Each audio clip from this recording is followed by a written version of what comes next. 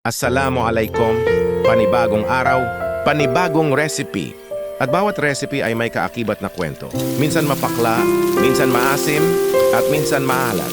Parang buhay din natin, walang perpekto. May mga araw na masaya, may mga sandaling malungkot, at may mga pagsubok na kailangan pagdaanan. Pero sa bawat halo ng lasa, may aral na natututunan. Sa bawat araw na binigay sa atin ng Allah, may bagong dahilan para magpasalamat. Dahan-dahan man o mabilis, tuloy lang. Dahil tulad ng pagluluto, ay buhay ay mas nagiging masarap kapag nilalagyan ng tiyaga, pananampalataya at pagmamahal.